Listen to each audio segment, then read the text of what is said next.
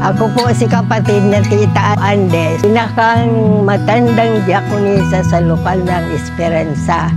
55 years na po. Distrito ng Albay. 8 po ang anak ko. May 2 na po akong anak na namatay. Kasakit po sa puso at saka yung isa na stroke. Namatay yung asawa ko, si kapatid na Benjamin Andes, 1984.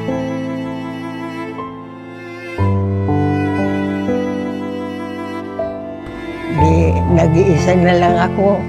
Naghahanap buhay ako. Ang ginagawa ko naman, tuwing gabi, nagpapanata ako.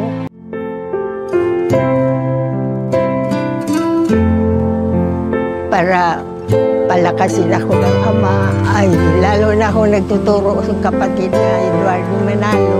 Diyan ako lumakas. Ang pananampalataya ko, tumatag ang pag-asa ko. Hindi ako ihiwalay sa iglesia. Ang pinakamagandang regalo sa akin, yung tungkulin ko. Nagpanata ako sa ama, ang pakiusap ko sa kanya. Huwag niya akong iiwan. Habang buhay akong maglilingkod sa